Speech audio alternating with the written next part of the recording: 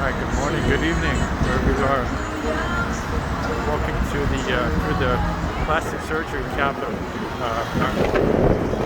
Still about 5 minutes to the main area. So sorry for the delay in making the videos. So this is I want to say it's going to be the 11 to 12 months, so almost at the year mark. In a couple of weeks. Holy moly, that flew by. So I just wanted to give an update on kind of the Mandarin studies and my plans and so forth. So I've been doing the pretty much strictly traditional characters, and the characters themselves are coming kind of slow. So let's talk about the few books that I've been able to read, and I think I have a pretty good system now. So the first book was The Little Prince. There's a few versions. I don't know if the Chinese and the Taiwanese translation are different, but the one I read was the traditional characters. Short book. You could read like a chapter in 20 minutes and then just keep reading. I mean, there's a lot of chapters, but they're super short. So that's a pretty short book. So The Little Prince was the first book. I started Steve Kaufman's book, and as recommended to me by Luke Truman. Let's go this way. And then I started reading Benny Lewis's book, which he's a funny character, but the book is like a perfect level. If you know around about 3,000 words or so, it's hard to know like what words you know, right? But like, let's say you know the 3,000 basic words, it's really nice that you could get that 95 to 98% comprehension level. And so that's the second book that I just finished. And if you guys don't know about it, this program, Chinese Text Analyzer, by this guy Imran, who just comments on like every forum having to do with studying Chinese ever. I don't know, this guy's prolific. But so it's like $12 to buy the license, super worth it.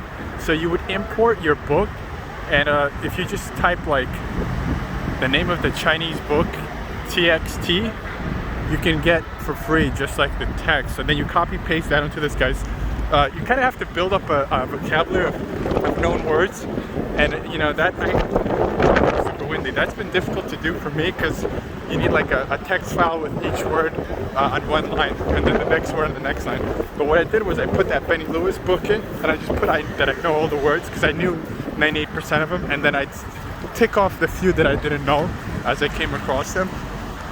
So yeah, and then so basically, and then the third book that I'm reading now. So the goal for 2021 was to read 10 books in full Mandarin. It's going to be difficult. It's about a book a month or so. And so I mean, I think with my time schedule, I'll have to. I still do a lot of listening. Unfortunately, I'm not quite sure how much of that is super active listening.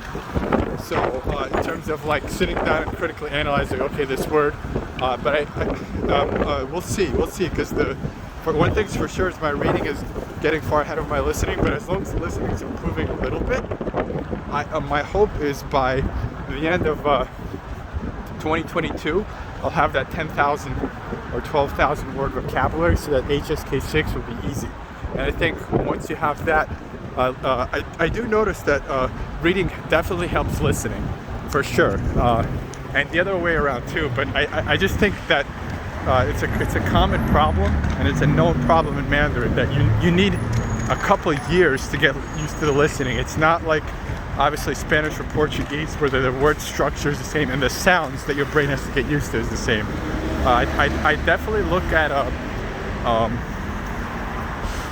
Vladimir Satelsky videos. It's called like the hardest language I have ever learned, and he basically describes with all the challenges of Mandarin that keep putting you down. And the funny thing is, he's not even talking about learning characters, which I agree. Learning the characters is probably the easiest part.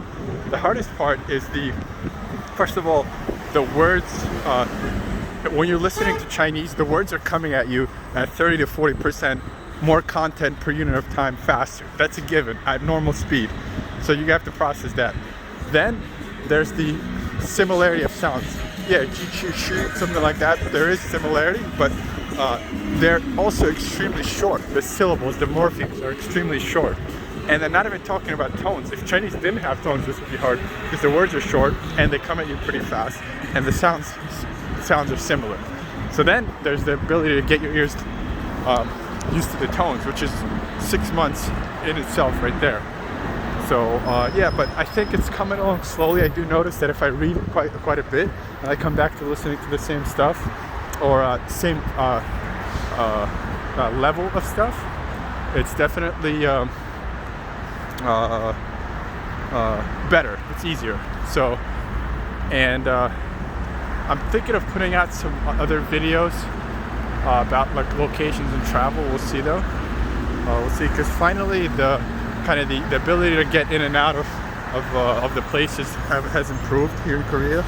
The international travel is kind of still, you know, big problem with the quarantines and everything, but the ability to do what you want in the country is pretty much back to normal, so that's good.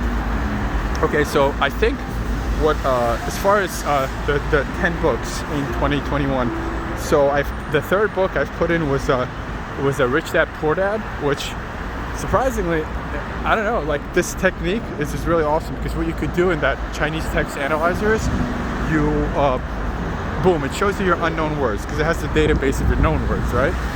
So it shows you your unknown words, and then you can export them as an Excel file that just basically has the, you know, traditional simplified the definition and then a sample sentence. I think it's the first sentence that it appears in that book in particular. So and then it only comes out to, so far, I mean, I think that book has like, I don't know, like 5,000 or 6,000 unique words, which isn't a lot. It's at the like the Hoja level of that book, which I think is going to be next. We'll see. And if anyone knows a good way to learn idioms other than just reading a lot, or even, I don't know if Ankiing them is that useful. Maybe it's just hard to learn. I have no idea. But yeah. So for the Rich Dad Poor Dad, I'm just, someone said just export words that have more than that appear more than 10 times in the book that you don't know, because then if it's less than, it doesn't really kill your flow. You know, so I just did, like, I exported the words that appear 9 or more times in the book, and there was only like 180 words to learn. Some of them were duplicates because of the names. They were also names. So within a couple of weeks, you could read a book, and you could do this like at the end of the last book you're reading, just Anki those words, or you could even do it like while you're reading. It's not going to kill you, you know.